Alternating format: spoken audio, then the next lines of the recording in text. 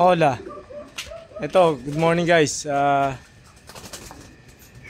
patapos na karera ng ating club sa CFL, mukhang nabiyak na ang super set. Hindi ko ma-enumerate kung sino-sino yung mga nanalo, pero may mga ibang mga mga new players na talagang nakaka-proud naman, na may mga kaibigan din tayo na nanalo ng partaker ng super set. As I remember, maraming zero yun, 1.3M, parang ganun. At nangangarap tayo ng ganung bagay na sa larangan natin bilang isang fancier, na makadali din at makatikim din. Ang ating karera, Calbayog last Sunday, maggagap ngayon ng pahinga para sa Tacloban race. Ang aking nabasa sa ONGC na magpapahinga ng Sunday, walang loading ng Friday. Pagdating ng Wednesday, ang loading ng basketing ng Tacloban, plus 3 Wednesday, Friday, Saturday po ang bitaw ng Tacloban. Tapos pinali na po yun. Ang magiging cut off noon alas 10 ng umaga ng Sunday. Napakaganda ng laban na yun. Sana fair weather at makapagpauwi po yung mga Good morning guys. Ito tayo. Ito mga ibon natin. Ito guys, ang mga ibon natin na namimiss nilang maligo. Kaya yung water nila, ginawa nilang paliguan. Siguro the heat is on. Talagang mainit talaga eh. Pati mga kalaibon natin, mga kalapatids natin dito, mga ayan si Toybot, yung ating saddle. At ito naman si Luis. Dito ko muna nilagay habang pinaplano natin yung pagre-repair ng loop. Sama-sama muna sila rito. Ito yung ating ibon na si Barnes. Hindi po siya Barles, Barnes po pinangalan ko sa kanya. Tapos ito yung ibon natin na talaga namang init na init talaga. Yan.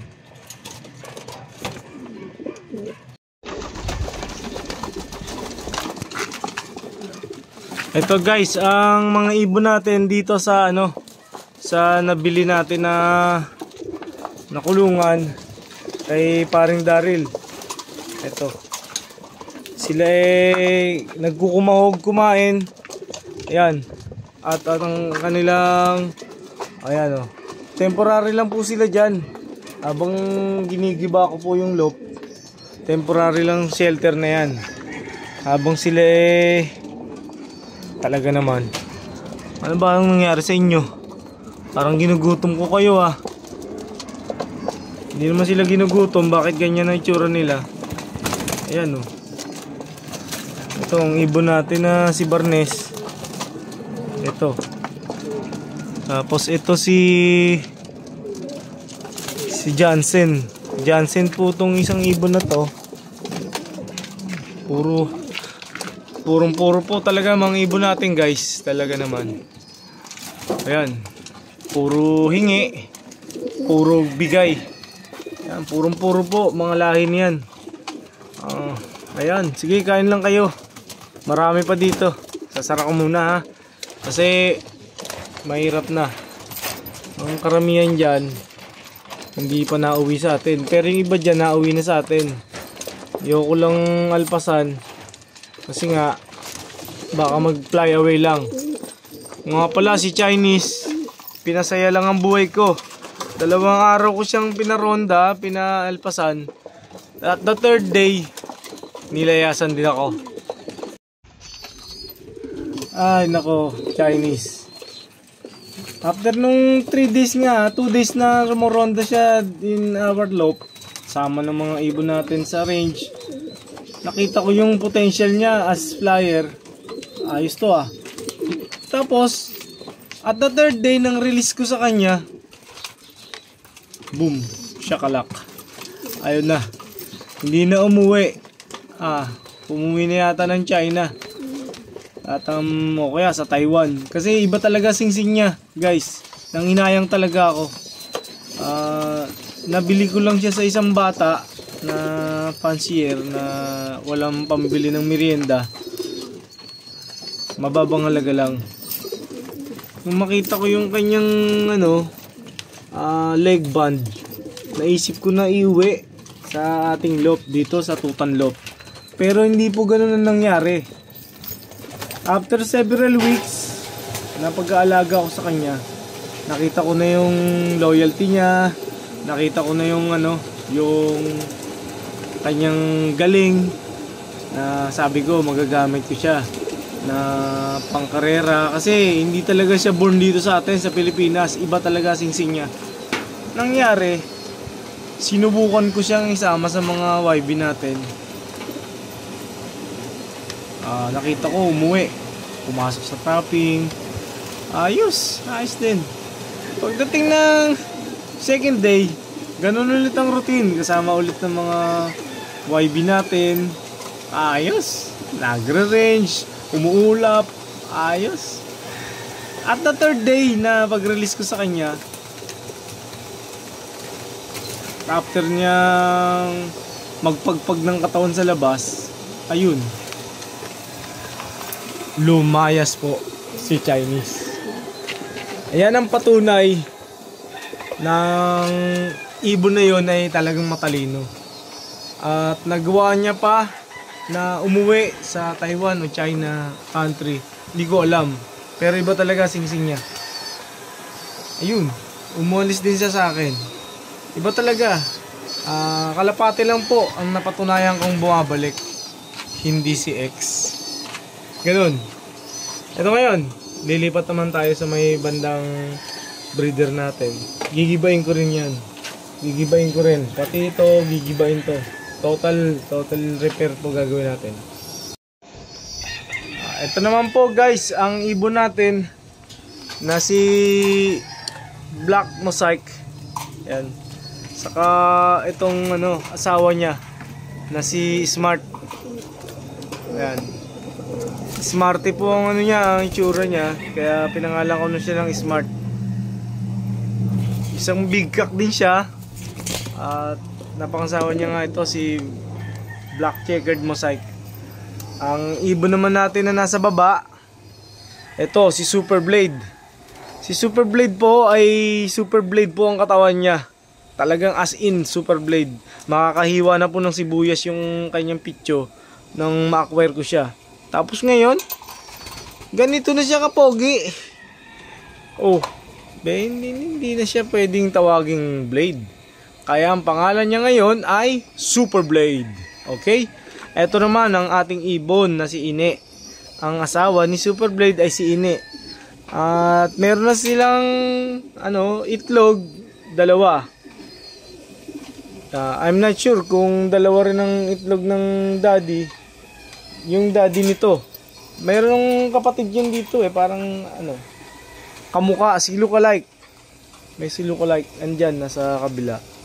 Kamukha ni Ine, si lookalike. Kaya pinangalan ko sa kanya lookalike. Ito naman sa kabilang section, ang ibon natin na galing kay Pare Anding. Isang blue bar at isang checkered. Yan po ang mag-asawa. Ito po ang balo na po to, si Kulanji, ang asawa ni Kulangot. Namatay na po si Kulangot yung parent ng ibon natin na nanalo sa pooling. Ayan, patay na po yung asawa niya. At nag-asawa na po siya. Ito pong napangasawa niya. Isa pong magandang lalaki na ang laki ring kak nito. Ayan. Ang kanyang pangalan, dapat ang pangalan niya Mr. Clean. Kasi malinis na na blue bar Siguro papalitan ko na lang yung pangalan niya ng Ariel. Joke lang. Pero maganda talagang kulay niya, malinis na blue bar, at meron silang anak ni itlog ni Kulanji na 2 piraso. Ito po ang breeder natin. Samantalang ito naman po ang mga ipot ng baby ni Noble saka ni ni Glency. Ayan. Meron tayong mga ibon dito na galing sa luma ko ng ibon collection na hindi ko inaalis sa loop na to. Kasi alaala yan ng kuya ko eh. Ayan. Ayan. Bigay sa akin ng kuya ko yan. Yan si Noble. Ito yung Glency. Ayan. Ito po. Silang dalawa po hindi ko inaalis sa loop ko. Kasi tested ko na talaga sila. Ang black checkered ay si Noble from my kuya. And then ito si Glency from my kuya rin from Manila. Sadya po talagang napakaganda nilang couple. At meron na silang dalawang anak. Yan. Sana maging red checkered in the near future. Si 1K. Si 1K po siya kasi 1K po ang halaga niya. At ito po yung kanyang asawa, isa pong MMFC na leg banded na malinis na blue check. Hindi ko sure kung anong araw nagpisa to, pero masaya ako sa kanilang naging pisa. Kasi healthy, dalawang baby po ang na-produce niya. Na hindi ko po napapansin, mayroon na pala siyang baby dito sa baba. Buti na lang ang baby niya sa baba na andito sa loob kaysa naman magka-baby just sa labas. Sorry. Ito guys, ang mga ibon natin na iakit ko doon sa loop natin sa pang north. Kasama na yung yung mga YB na nanggaling sa ibang nanay. Ang aking ibon na na ito ay sadya po talagang naging special sa akin. Kasi tingin po isa po siyang nightbird na kagaya ng lahi ng mga tipplers. Pinangalan ko po sa kanya si Alvin. Ayan. Isa po siyang babae na naging special po sa akin. Ang kanyang itsura, ang kanyang pisik, ang kanyang physical appearance, ang kanyang kulay. Kasi mahilig po si Daddy Tutan sa sa off colors. Ayan. Ito po si Alvin. Ang asawa niya po, ito si si Colson. Si Yusuf Colson po yan. Colson po yung lahi nito. Na-acquire ko rin po sa isang kaibigan na nagpunta na ng Korea. Shoutout sa iyo, paring Jojo. Ingat ka dyan. Kahamsamida. Ibig sabihin, thank you. At saranghe. Ibig sabihin, I love you. Pero hindi po bromance ang tawag doon. Kaibigan ko po yon na nasa Korea na ngayon. At iniwan niya sa akin itong ibon niya na kak na to, na lahi daw. At lahi ni Yusuf Colson. Isang fancier na kaibigan niya na naka-acquire siya ng isang ng isang lahi. Namatay po kasi yung asawa na to na bigay sa akin. Kasamang palad. Hindi ko siya nakuha ng solid. Pero okay na rin. Kahit pa paano, meron silang dalawang malulusog na babies. At dadaling ko yon sa taas ng ating pang norte. Kasama na sila para continuous na yung pagsusubo nila para mabigyan sila ng ng magandang nutrisyon galing sa kanilang magulang. Ang popol na to dadaling ko sa taas kasama ng baby nila para sa moment nila na makapag-viewing na. Kasi nga ang pagbibigay nila ng pigeon milk, kasi baka hindi nila ma-sustain may bigay sa kanila pag pinutol ko na hindi isinama yung yung parents doon sa kanilang bagong tirahan sa taas. Kailangan kasi nilang may bigay ng mga mother and father sa kanyang mga sibling yung kanilang full potential. Kailangan nila ibigay yung pigeon milk na nagtatapos sa about sa aking pagre-research, maabot ng ng 30 days period na naibibigay nila in the day 1 ng pagka-hatch ng sisiw hanggang sa 30 days na kanila. Ito, dadaling ko na siya doon sa taas. Dalawa po naging baby nila na malulusog po. Nilagyan ko po sila ng sing-sing ng ng sipel pang norte. Kaya meron tayong nilipad na Colson na lahi from US. Pero yung kaibigan ko nasa Korea. Shoutout sa'yo pa rin, Jo. Thank you. Andito sa akin yung ibon mo. Pagbalik mo, puntahan mo na lang ako rito para makakuha ka ng lahi nito. Wait a minute, aakit na ako doon sa taas. Kasi kung aakit ako sa baba, parang mahirap gawin yun. Aakit na lang ako sa taas. I can't imagine myself na napapatukan namin to, itong mga ibon na to.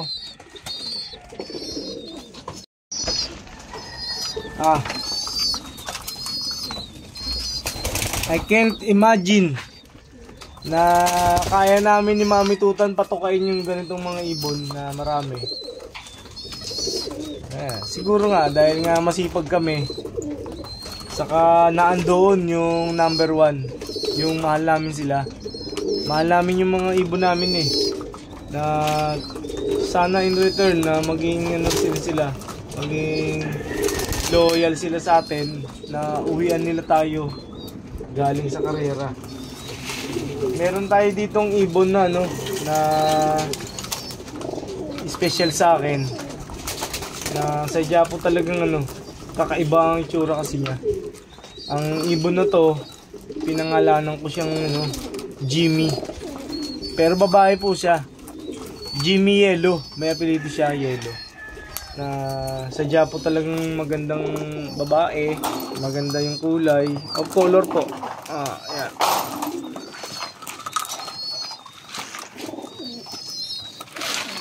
Special po siya at nauwi na po siya sa atin. Ay, bakit ganun? Bakit pumasok siya agad Nakuha ko naman ng video. Moment pa naman niya sa sa international world na makita yung itsura niya, na isang maganda siyang babae. Sadya po talagang naging special sa mata ko. Ayan. Ano siya? Isa siyang recessive yellow.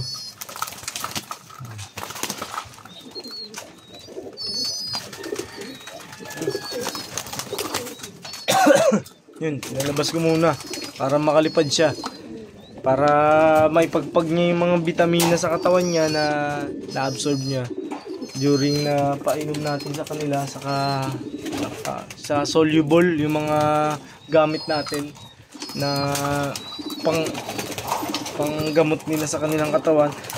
Lahatan sila, wala akong pinipili kung sino bibigyan ko ng gamot, kasi kailangan din nila yon. Bilang isang colony, meron silang magandang sustainable na gagamit nila.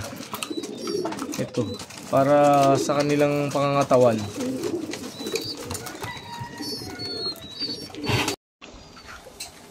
Pagka nakakita na ako ng sign na may sipon, one eye cold yung mga ibon natin, bibigyan ko po sila ng Simdex D pang tao. Napakamura lang po sa tindahan na bibili to, sa generic na bibili. Pantao po, isang bigay lang. Ang pinakamahaba na 2 araw. Pagka hindi ko mo, papalitan natin. Pero mabisa po talaga siya. Kayang bilhin ng sa loob ng butika, diyan sa mga minsan pagka may kapitbahay nahihingi rin. Ito, maganda to para sa sipon, naglalagkit yung laway, namamaga yung mata, walang gana kumain, bukod sa bibigyan mo siya ng pera. Okay, Ito sila. Susubukan ko.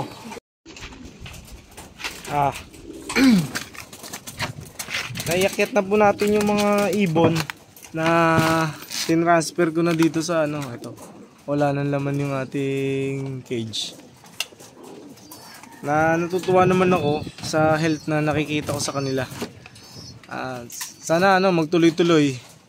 Kasi tayo malapit na rin kasi yung na pagtatapos ng ng South. Papasukan naman ng 3 month lang yata ang summer race. Sa aking naalala, siguro mga 3 to 4 months lang ang summer race sa schedule. Baka 3 months nga lang. Tapos papasukan na ng norte. Yung NDR natin na CFL, sana may habol na natin. Pero sa akin nakikita parang kompleto na yung 10 natin. Kompleto na. Ito tayo, nasa taas ng loop natin. Ito. Yan yung loop na bigay sa atin ni paring Gary Ambay. Shoutout sa iyo, pare. Andito ang Daddy Tutan, ang kumpare mo. Nangangarap lang tayo ng nangangarap kasi nga libre lang yan. Ang pangarap natin na to, isang bata na musmos na nangangarap na mag-isang isang ganap na pulis, isang ganap na doktor, isang ganap na inhinyero, at isang ganap na kampyon. Ganun po ang ko ng pangarap na parang isa akong bata na naghahanap ng kasiyahan at dito ko natagpuan.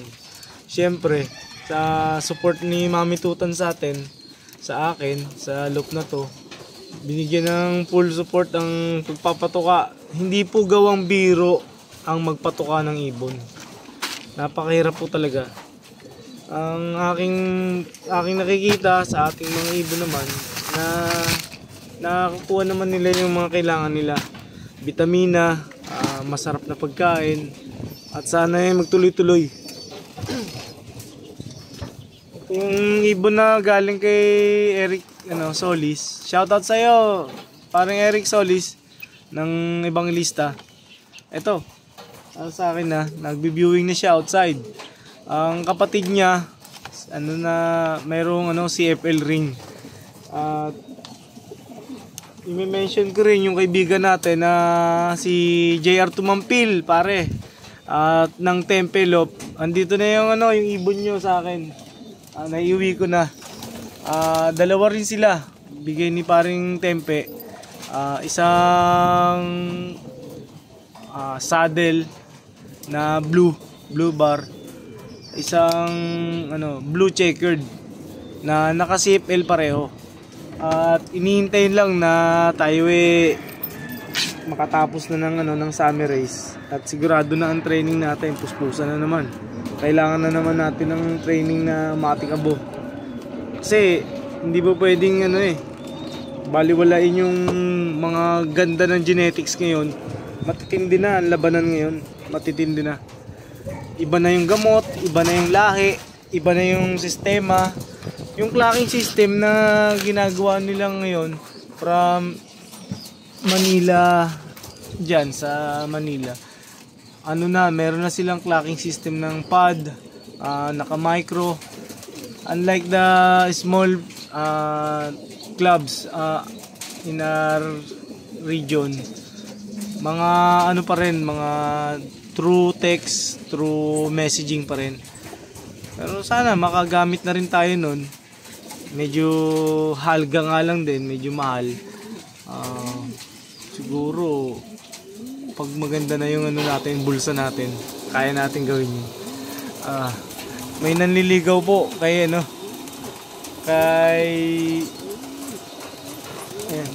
nanliligaw po mabuti. Pwede siya. Si Major Pen nililigawan tong ibon natin na si Apple Check. Ayun siya nahabol niya mabuti. Sige, pagbibigyan kita. Pero unahin natin munang magiba tong loop natin. Okay guys, thank you so much. Keep on supporting our channel, ang Tutan Loop. na nangangarap tayo na nangangarap na parang isang batang nangangarap na magkaroon ng masarap na chocolate sa kamay. Yan. Ito po. Ito po ang buhay ibon ni Daddy Tutan.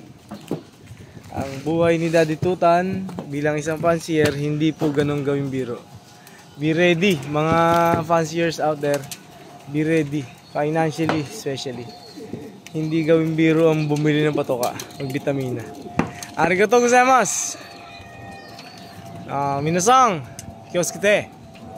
Lagi pong tatandaan, maraming po salamat sa inyo at saka mag-iingat po tayong lahat. Hindi na po healthy yung init ng panahon ngayon, kaya matuto tayo mag-sombrero, saka uminom ng maraming tubig para yung fluid sa loob ng katawan, magandang neutralizer yan ng ano. Okay? Thank you so much. God bless you all.